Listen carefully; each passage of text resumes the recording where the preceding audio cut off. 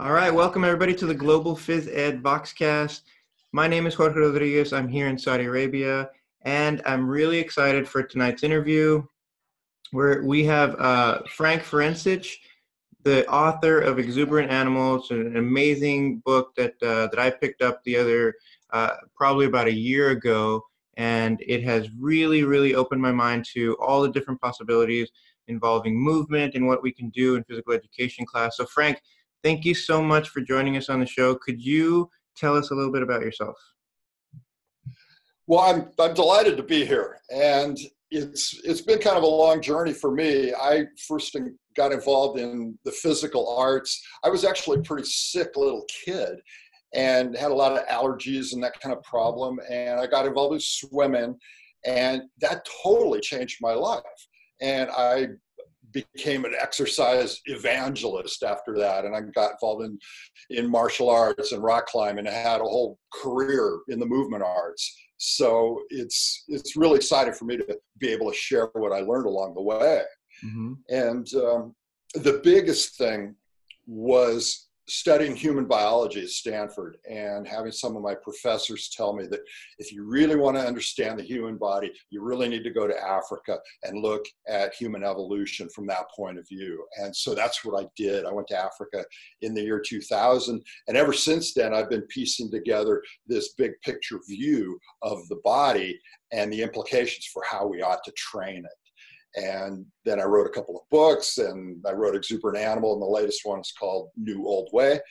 And I'm just really excited to share.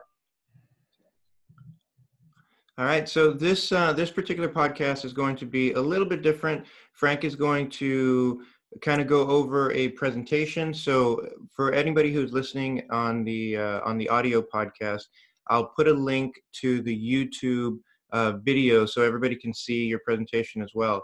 So yeah, we're excited to hear what you're going to share. And then at the end of the presentation, I'll kind of jump in here and there, but at the end of the presentation, we'll do kind of like a question and answer type of session where we'll have a little bit of conversation about, what you just presented. So I'm going to give you the floor here. Go ahead and share your screen, and we'll get this going.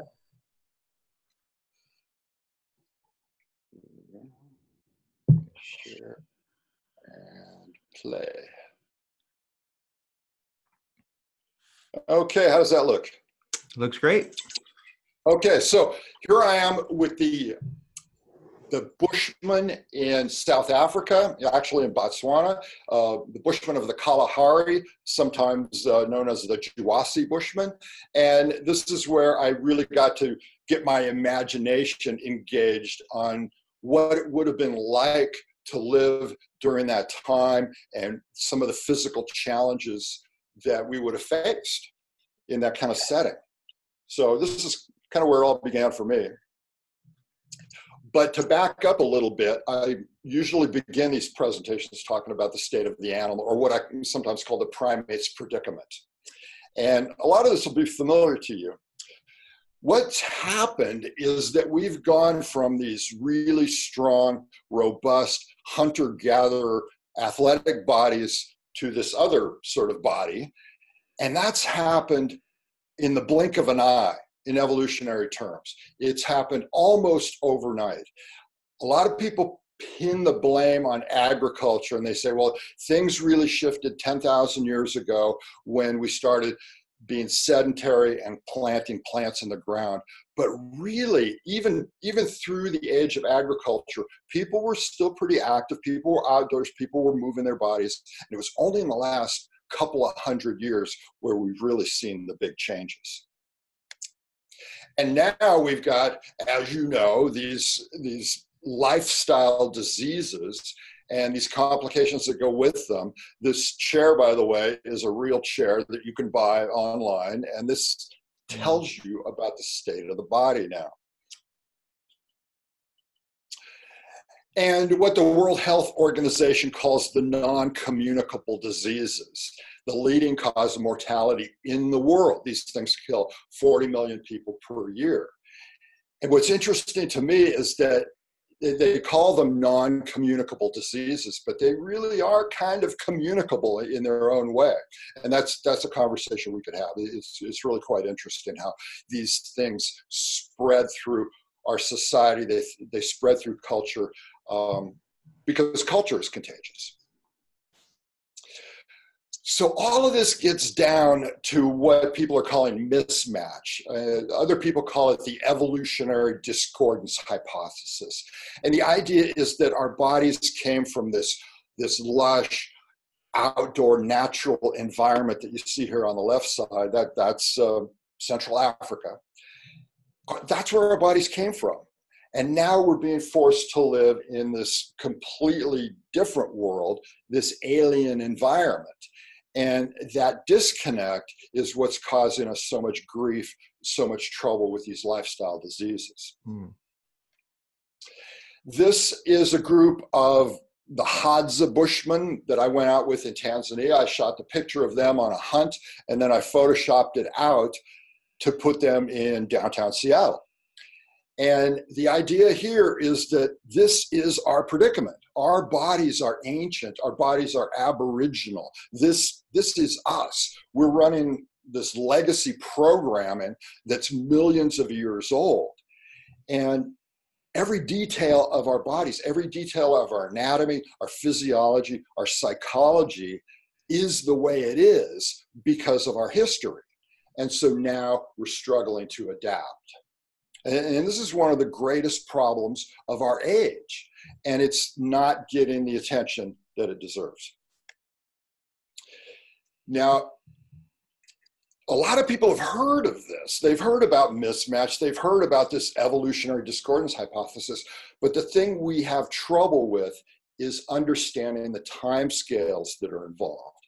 And you can view these timescales in several different ways, but I like to start with the origin of bipedal locomotion, and that goes back about 6 million years.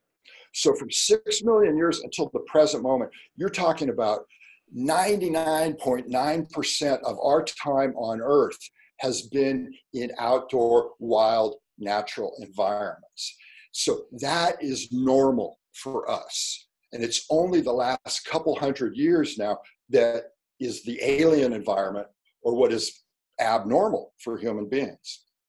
And you have to keep going back to those timescales. This is a picture I took in modern day Botswana, and this is what they call the semi-wooded mosaic grassland.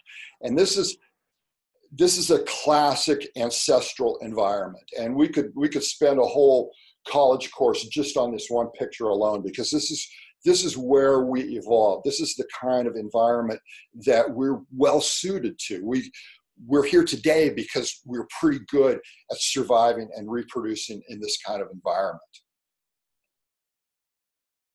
But now we live in this kind of environment, and it's alien in so many ways. It's alien in just about every sense that you can, everything from our lack of physical movement to fake food, noise, chronic stress, sleep deprivation, tribal ambiguity, hypercleanliness, and nature deprivation. All of these things characterize life in the modern world, and it's completely abnormal. People talk about sedentary living, and that is definitely an issue, but we don't appreciate how big a problem it is, because movement deprivation is actually a form of sensory deprivation as well. The movement system of the body, the muscular system, the locomotor system also gives us sensation. And we take away that with sedentary living, and it's almost like taking away one of our primary senses. And so, of course, we're going to feel anxious and depressed and lost. And in effect, what we've created for ourselves is this massive assisted living facility of the modern world, because now we have machines that substitute for locomotion, machines that substitute for all our lifting that we would normally do, carrying, digging, everything that we would normally do with the body now is taken care of by machines. So that is the challenge of the modern world. So now, shifting gears a little bit, I want to talk about the state of the body from a philosophical point of view. And this is really interesting. A lot of you will have heard of René Descartes. And you might remember him as a philosopher who coined this phrase, I think, therefore I am, or cogito ergo sum. And he was one of the architects of the scientific revolution. So a very important figure in history. But he gave us this. It is certain that I, that is to say my mind, is entirely and truly distinct from my body and may exist without it. Which is a really remarkable thing to say. And from a native or an indigenous point of view, this comes across as really kind of a crazy thing to say. Mm-hmm. But the thing that we, as physical educators, we need to understand that Descartes, when he set out to become a philosopher, he went all in. He decided that he was going to be a radical skeptic and that he was going to doubt everything, including the sensations from his own body. And he had a thought experiment that went with this. He said, well, what if there was an evil demon that was pumping false sensation into my brain? How would I ever know that? So therefore, I'm going to doubt even the sensations that are coming from my body. And that's a pretty radical thing. It's totally contrary to native or indigenous views on the body. And he's given us this dualism, and in turn, given us this culture where we consider cognition or the mind to be superior to the body, because of course the head is above the body, and therefore the head, the cognition, must be superior to the body. And we see this today in our academic settings where cognition is held to be of prime importance, but physical education is usually at the bottom of the hierarchy. And that all goes back to Descartes. So we have to keep this guy in mind. Now, Descartes' philosophy shows up all through our modern culture. Sherlock Holmes, I'm a brain, my dear Watson, and the rest of me is mere appendage. Thomas Edison, same basic idea. The chief function of the body is to carry the brain around. That's our culture. We're in love with the head, but we don't pay very much attention to the body unless something goes wrong. Basically, what we've got is a lot of people now call this the brain on a stick approach. You know, the only purpose of the body is to get the brain from one computer terminal to another. And we see this in the way we conduct education, because we're so interested in cognition and test scores, and PE as part of the humanities is always the first thing to be cut. Mm-hmm. So this is a challenge that we face. So now, when I teach people, I go back, because I've had this history of martial arts. And for me, this was an extremely powerful model for conducting education and bringing the body into it. So this is an aikido class. And if you've ever participated in one of these, you know that there's a certain formality, there's a certain culture that really works. The discipline brings about a certain expectation on part of the students. They know what's expected of them, and it allows them to perform at a high level. And it works really well. I don't know any research that I can cite here, but I've talked to a lot of parents who have said, you know, my kid was just bouncing off the walls, and I took him to a karate class, and after 6 months, he was focused and doing his work in school. Everything changed. Mm-hmm. And my guess is that a lot of you will have heard that same kind of story. It really does work. So when you start talking about the martial art model for physical education, you always encounter this, the Dojo Rules. You see this, look it up on the internet, you're going to see some version of the Dojo Rules all around the world in various dojos, in various forms. And this is the one that I come up with. Respect for people, process, and place. That's the key thing. That's the fundamental. You keep your dojo simple, clean, and orderly. Wait, which I actually got that from a Native American perspective. Wait stands for why am I talking? You just bring that in. That's a fundamental part of the discipline. Everybody participates from end to end. Everybody works with everyone else. And you come with an empty cup. You come ready to learn. And this set of dojo rules it works really good in a martial arts setting, but you could even use it in a classroom setting. It's very powerful. It's very simple. It also reminds us of John Wooden. Now, you may know John Wooden as a legendary basketball coach, and he had his set of rules, the Wooden's rules, that sound very similar. You could look it up on the internet. There's more to his list than what you just saw here. But it's the same idea: respect for people, process, and place. If you can instill that on your students, you're halfway there. And this speaks to the culture of your class. So it's always a balance between gravity and levity. And you hear people argue about this all the time in educational settings. Some people say, oh, we need more gravity in our classroom. We need more discipline. Other people say, well, no, we need to let the kids play. They need the freedom. And this argument goes back decades, probably hundreds or thousands of years. And so we need to, if we're going to be effective, we need to have a philosophy that reconciles this. And this is a guy who has done this. Alfred North Whitehead was a philosopher and mathematician back in the early 20th century.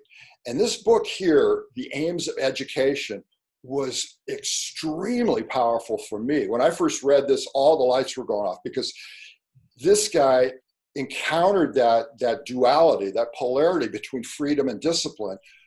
And he said, well, we don't have to choose one or the other. He said, let's set up a rhythm in the classroom or in the gym, and let's honor both of these things. And his description sounds almost like an Eastern philosopher, almost like this flow of yin to yang. Mm-hmm. So here's how he describes it. There's a precision stage. This stage is dominated by the inescapable fact that there are right ways and wrong ways and definite truths to be known. So that's the discipline side of things. But then there's the freedom side, the romance side. The organism will not absorb the fruits of the task unless its powers of apprehension are kept fresh by romance. So Whitehead saw both of these things, and he knit them together in a philosophy of education that, for my money, is just the way to go. Freedom and discipline are not antagonists, but should be adjusted in the child's life to correspond with the natural sway to and fro of the developing personality. So you've got to set up your culture in your PE environment, in your classroom, that allows both of these things to flourish. And it's a tough balancing act, because there are times for the discipline, times for the freedom. You've got to adjust the sway. Looks like this. Oscillation from one to the other. Now this, getting back to the martial art model, is how I set it up. Now, in a martial art context, you would have a bookend at each end of the class. And the bookend is the bow or the ritual that you do at the beginning and the end. And you may or may not be able to bow in a PE class. I don't know. But you need some kind of marker that tells the students that now is the time to focus and that what you're about to do is important. So a bow is actually a really good way to do it. You've got that bookend. Then you get into your warm-up, whatever it is. Then the sensei, the teacher, gets up and demonstrates a movement or a game, some sort of activity, and he shows the correct form, the correct way to do it, and then says, please try. So now the students break off into their groups, they practice, and we'll talk about rapport in a minute. They set up a kind of motion that works for them. They get better at it. They develop their rapport. And now the sensei claps his hands and says, look at these two people over here. Look at these two kids. They've got a good rapport. This is a good example of what I'm trying to teach. That makes them stars for a moment, and it shows the other students that, yeah, hey, I could do that too. So this cycles a little bit, more demos, more practice, more highlights of good form, good practice. And now kids, a little bit sweaty, they've been moving, they're feeling good. Now everybody sits down, back in the circle. This is the time for sensei to give some words of wisdom, a little bit of cognitive instruction, whatever it happens to be. It could be something profound. It could be something just informational, whatever it is. And everybody's paying attention because they've had a good physical experience that leads up to this. And then you finish the class with another bookend. And that's the martial art model right there, that unit there. And that could be 30 minutes, that could be an hour, whatever you have time for. The other virtue of the martial art model is that it teaches kids how to touch each other. And this is this great yawning void in modern education, because we live in a low-touch culture, and a lot of kids come from low-touch families. So they get out into adulthood, they go out in the world, and they have no idea how to touch another human being. And my guess is that this, in large measure, contributes to a lot of the relational dysfunction that we have. So here's an opportunity for us to teach kids that there are safe and friendly ways to touch other people. And we could go into great depth on this, but for now, just remember that this is an opportunity to teach this. The other thing I look for a lot, I'm really interested in team building.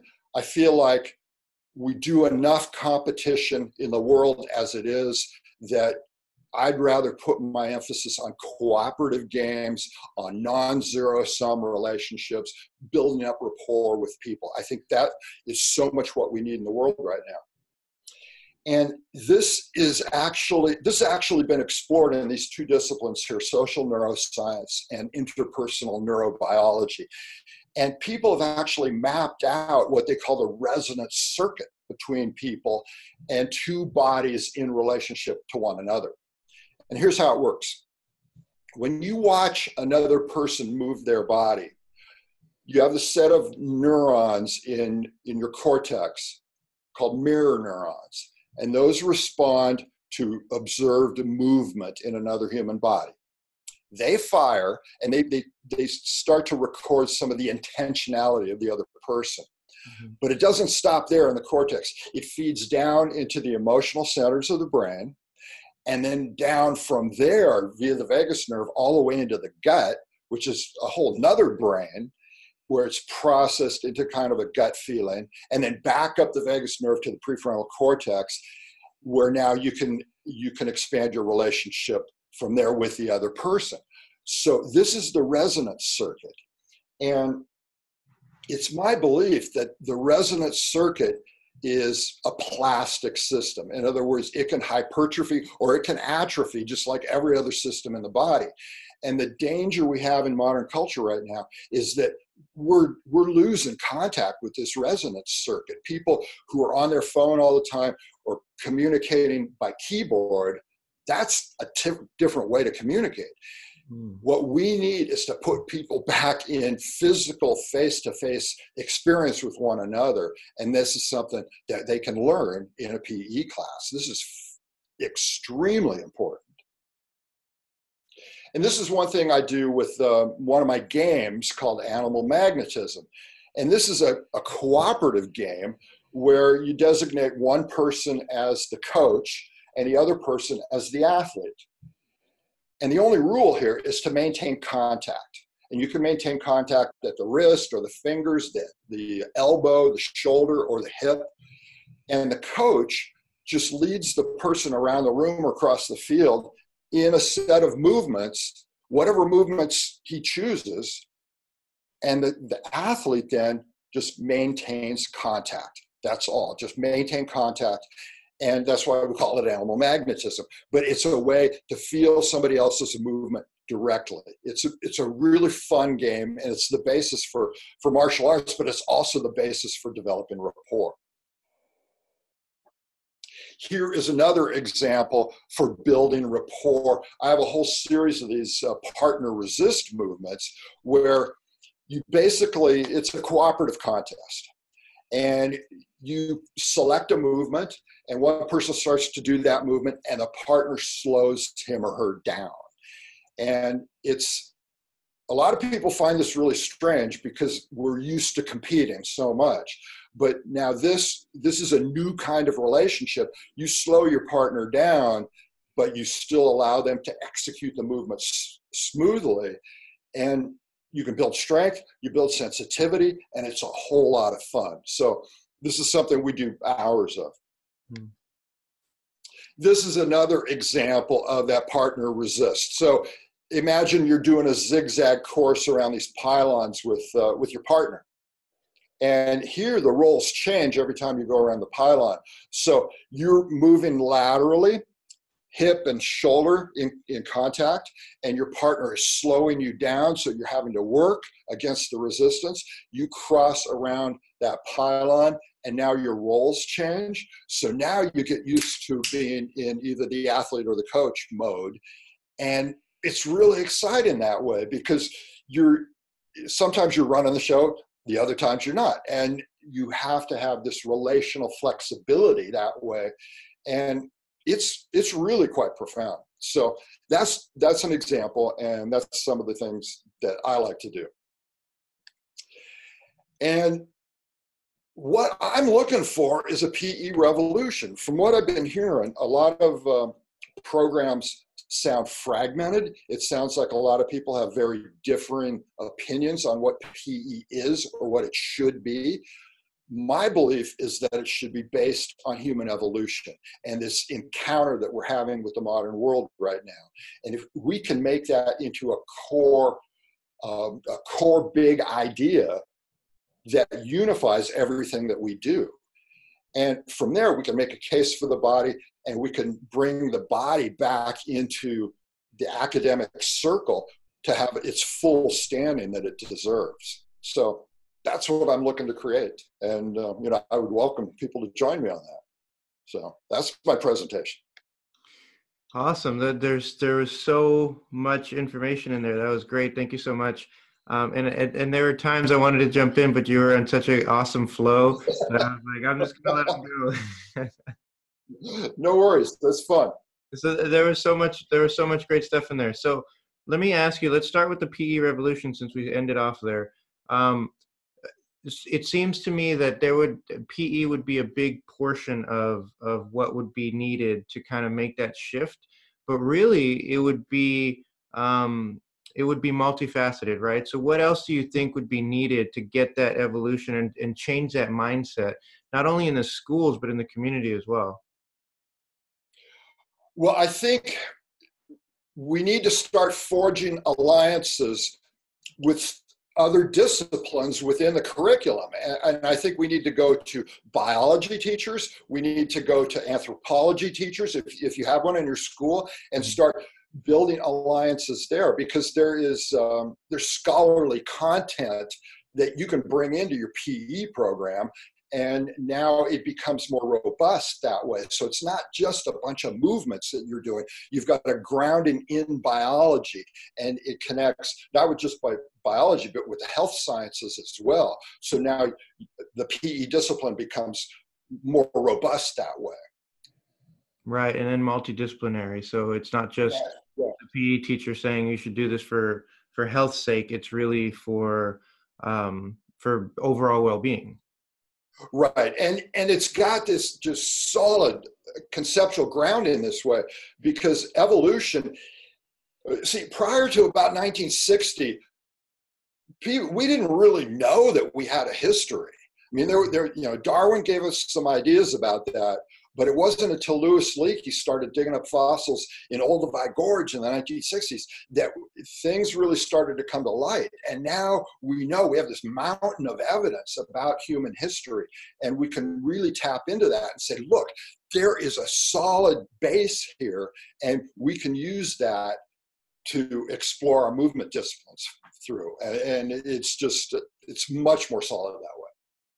So what would you say to that that physical education teacher that would be a bit resistant to this type of PE class, where their mindset, they're used to what they know, they're used to the way they were taught, they continue that cycle and really have an idea of PE or exercise as you have to put in the work, you have to sort of that no pain, no gain mentality. What would you say to that physical education teacher that is stuck in their ways and doesn't necessarily see a purpose for, a movement-based physical education class per se?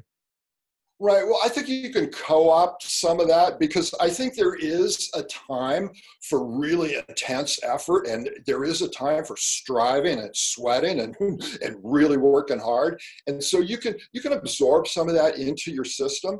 Mm-hmm. And think about the hunter-gatherer challenge. There were times when you would really have to turn on your physicality.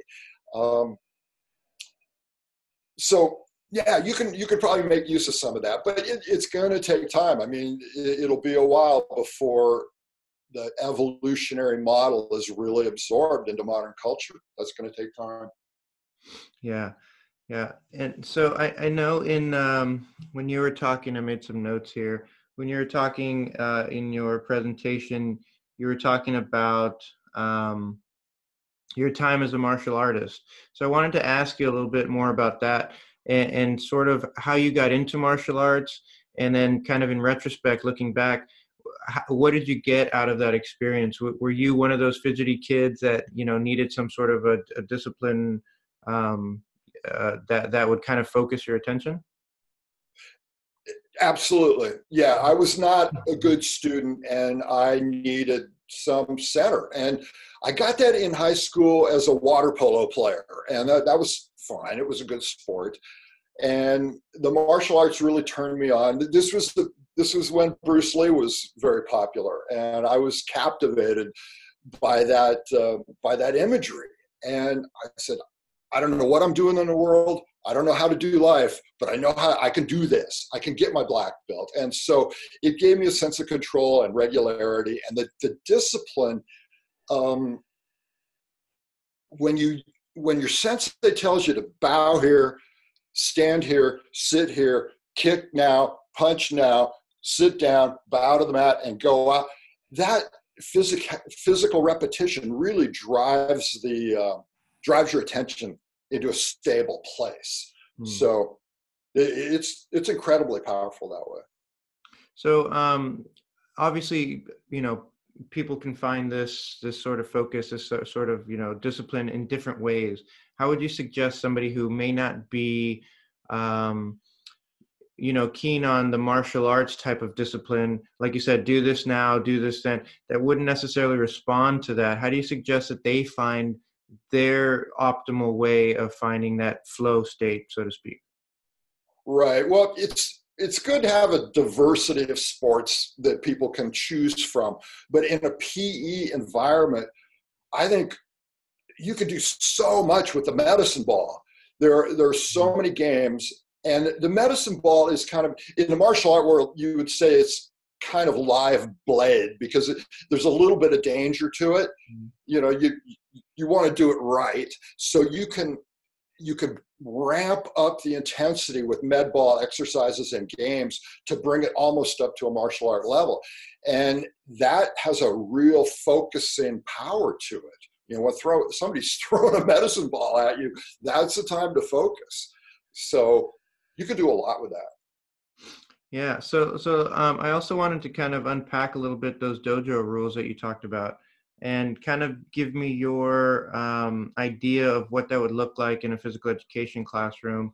And I guess we could start with the first one. So respect people, process, and place. So to unpack that for, students, how would you start that? Because that seems like it would be a really broad and general concept, and kind of abstract for especially some of the younger students. How would you start the process of unpacking that? Well, I would say start with people, Hmm. calling people by their names, their first names, shaking hands or greeting them with normal, politeness. Plus, when you require that everybody trains with everyone else, that's implicit there. Everybody has favorites. Everybody wants to train with their best friend, but you break that up a little bit and you say, no, you have to train with everybody in this class. Maybe not every day, but every week you should try and train with everybody, and that builds that respect for people. And sometimes it's difficult, to be sure. Even in a martial arts setting, there are people you just don't really click with, but that's part of that process too. So people, process, and place. Process, this learning is important.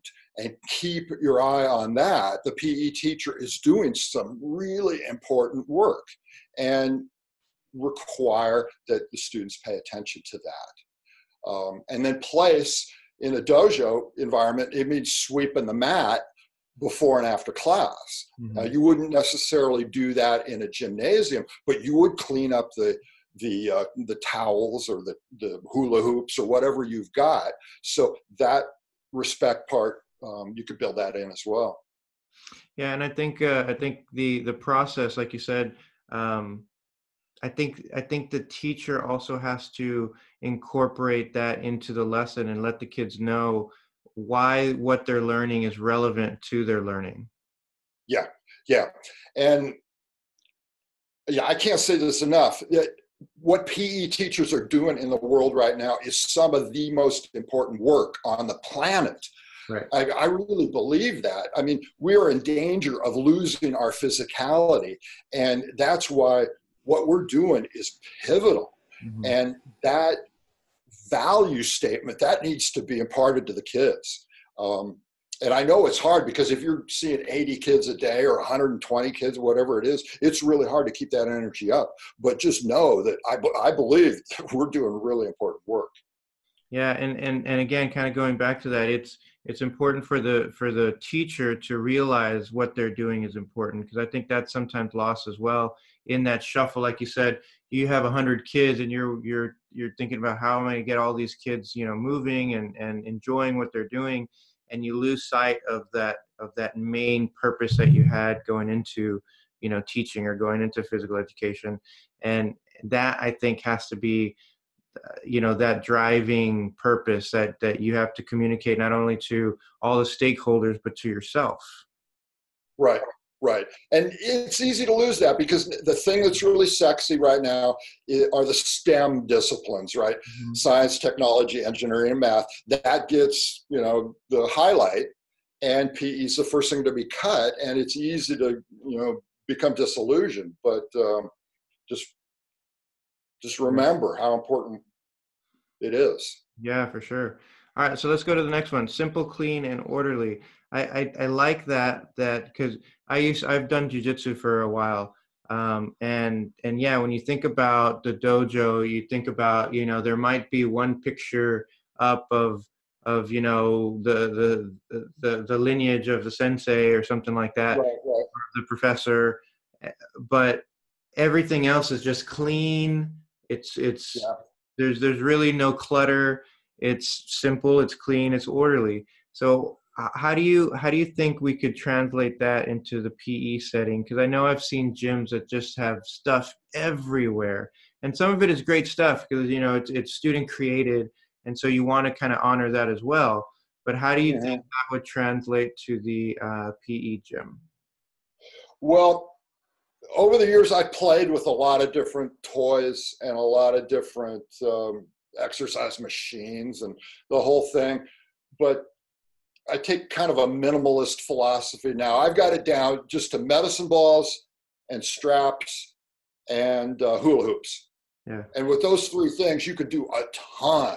And the simpler you make it, the more effective it is, the safer it is.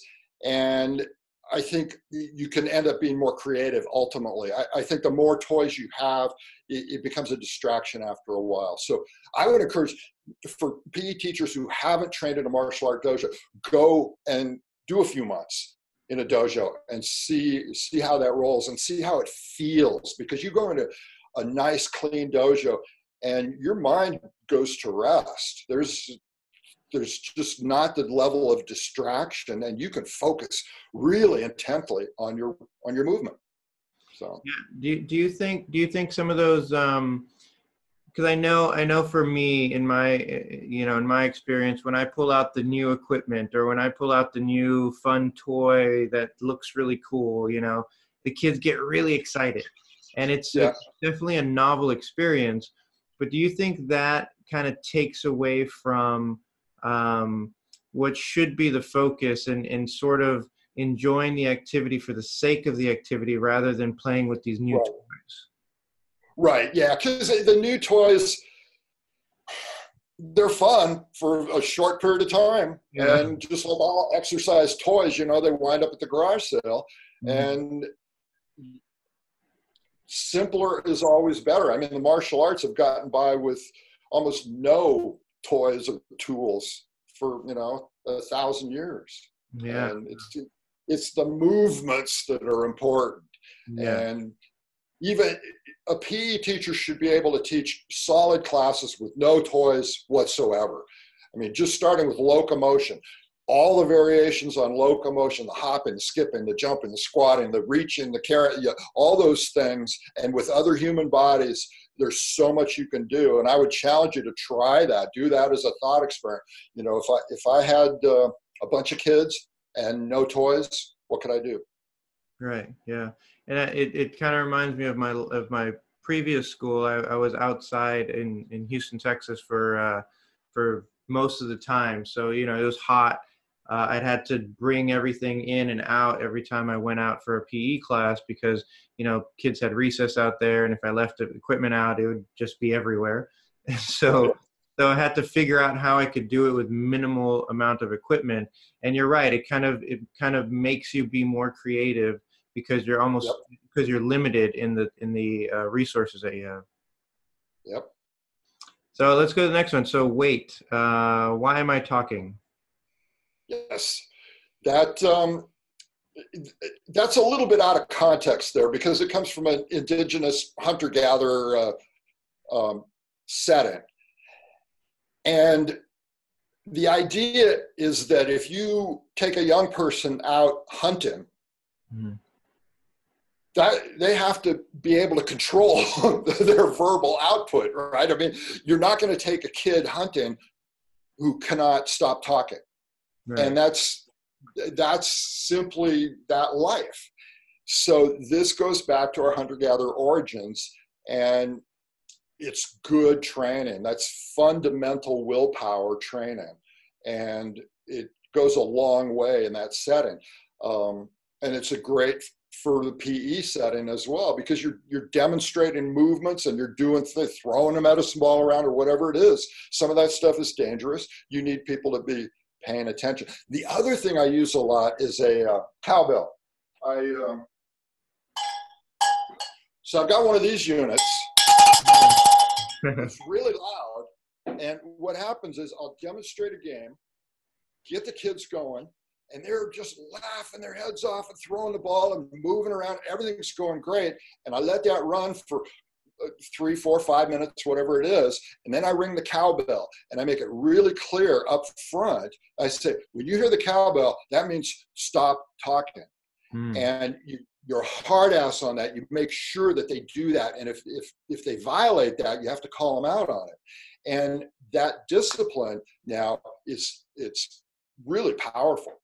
And you just, in martial arts, the sensei claps his hands, but for a big group, the cowbell's better. Yeah, I like that. I like the cowbell. I had an idea, and my shipment from the United States hasn't gotten here yet, but I bought a triangle, a big, one of those big, huge triangles that they used to use when the dinner was ready or something, and they'd bring it. So I thought that was would be a good way to get their attention. I haven't gotten it yet. I haven't even tried it out with my kindergarten kids yet, but I wanted to do something similar to that, to say, okay, now it's time to, huddle up in a smaller area or whatever that might be after some sort of instant activity. Yeah, or you could even get a gong. I mean, you could go on Amazon and you could get a nice gong and just bang on that and say, that's the time to stop talking. Right. Something creative like that. Okay, let's see. The next one, fill end-to-end participation. I think that's kind of self-explanatory, but do you want to expand a little bit on that as well? Well, I just know that one's a tough one, because especially in this modern world, people are getting hung up, and sometimes it's inevitable that someone will come in late or have to leave early. And you used to be able to enforce that, but now it's becoming.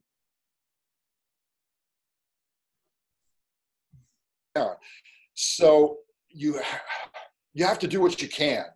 And I really make it a point to try and get everybody starting on time together and discourage people from coming in late. And the more you can do that, the better. It's going to be different from school to school, but whatever you can do to help that along. Okay, so the next one, I'm trying to read my handwriting here. It says everyone wants to, and I'm not sure what I wrote there at the end. What is that? Could you help us with that one a little bit? What is that next rule? It says everyone wants something.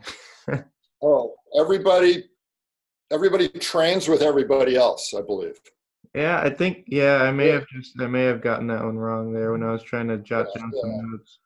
So everyone trains with everyone else. So that speaks to, the inclusivity of the class, where everybody is accepting everybody for where they are. So, you're going to have different levels of skill level, but everybody is willing to participate with everybody else. How do you create that sort of culture in your class? Well, one way is, and I've seen this in a lot of different dojos, is where the sensei will intentionally work with the weakest person in the class, works with the brand new beginner.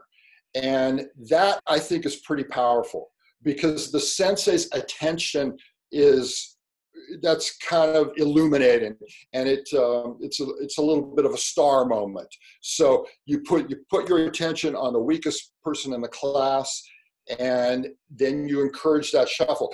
You demonstrate a game, and you let it run for 2 or 3 or 5 minutes, whatever it is. You clap your hands or you ring the cowbell, and you say, okay, same game, new partner.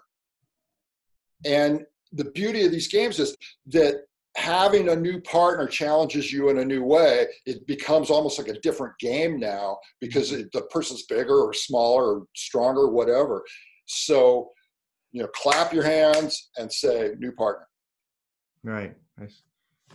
So you look at these dojo rules, and you talked about your time in Africa and how that kind of influenced your thinking about how we have to kind of get back to nature, back to our nature, I guess, as humans. Do you think these rules would translate to those different environments? So not only in the physical education environment and in the gym, maybe outside of the gym, but also in remote locations, maybe in a remote location in Africa, or teaching internationally where you don't have some of the resources that you might have, in the United States or some other places like that. Right. Well, historically, in native or indigenous cultures, especially hunter-gatherer cultures, the tribal elders were held in tremendous esteem and respect. And whatever they said was taken quite seriously, because they had seen so much survival time, many seasons of hunting and gathering. And that's their tribal value system elevated the elders. So they had a pretty good system in place for enforcing the rules. That if the tribal elder said, hey, stop doing X, that was usually enough. It's more difficult now because we're in more of a youth-oriented culture, and we don't have that sense of tribal elder respect. That's kind of gone away in the modern world. And yeah, I was just going to ask, why do you think that is? Do you think it's because, in a sense, we kind of have become more domesticated and we don't have the same sorts of dangers as we did yeah, in those times? And so the elders may have seen it, but if I don't listen, what are the consequences? There really are none.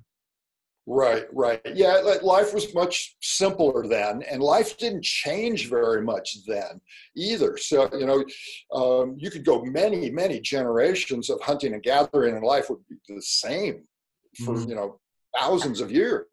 But now we have this explosion of innovation, and that is disrupting so much, including our normal levels of respect that we would have for tribal elders. That is diminished. So Yeah, and I see it as an interesting balance because in one sense, we are we are safer. We have all this technology. I mean, we're able to speak, thousands of miles away through this computer and the Zoom platform, right?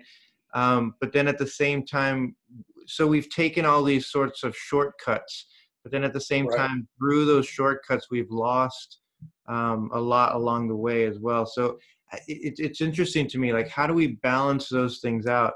How could we get back to a place where we can still appreciate, what we have and where we came from, but at the same time enjoy some of, I guess, the spoils, right, of this new Yeah, technology that we have. yeah, and that's the challenge of trying to get a best of both worlds, what I call a new old way, trying to get, because we can't go back to the paleo. That's not an option anymore. But we can't go all in on technology either, because there's so many challenges there. So we do need to be ambidextrous with this, and that's a challenge that's right in front of us right now. But I would say one thing about this tribal elder thing is that that's something we can own. I mean, as the adults in the room, we can say, I'm a tribal elder. And maybe you don't feel like a tribal elder. If you're a young PE teacher, you may not feel that way, but I would encourage people to start owning that role and start, as you grow older and you get more experienced, you are in charge of the tribe and you are in charge of the welfare of the tribe. So start behaving like it and start, taking responsibility for the welfare of the next generations to come. And that's a traditional value. Yeah, that's a very good message too, I think, for all educators out there, that you need to take responsibility for your role, and it's a very important role. Right. And, we don't like to think of ourselves as getting older. And so we push that away. But I would say, no, embrace that. In Africa, kids grow up, they look forward to being old, because that's when they're going to have power in the tribe. And we could do the same, Yeah, for sure. So I think this is a good segue to A New Old Way. Could you talk a little bit about what the new book's about? Right. Well, the subtitle is Ancestral Health and Sapience for the Modern World. So I start with the proposition that all health is ancestral, because our bodies are continuous with the generations that have come before us. And if our bodies are millions of years old, health is also millions of years old. And we need to start thinking of it in those terms, rather than just a bunch of arbitrary exercises or substances or formulas. It's really got a history to it. And then sapiens, Homo sapiens, I talk about wisdom and trying to integrate the new and the old. And it's a bit of philosophy there too. So I had a lot of fun writing this one.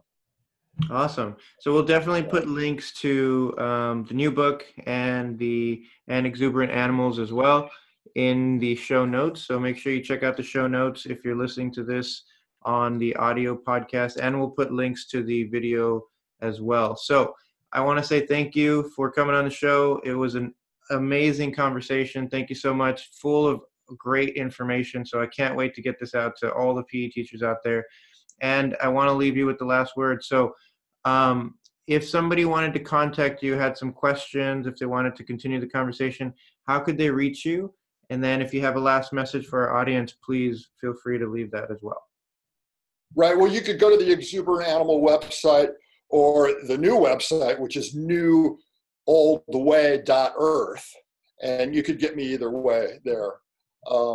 But I would just like to say that this idea of the PE revolution, if that intrigues you, get your school district to bring me in, and we'll do a weekend workshop, continuing education. I'll teach you all the games. We will do the martial art model. I'll show you what I know about rapport and how to run a class by this model. And we can have a lot of fun and really, change some lives. So don't be shy about reaching out. Awesome. Well, thank you so much. And it's morning time here. I think it's nighttime over there. Hope you have a good evening. Yeah, absolutely. Great conversation. All right. Thanks. Yeah.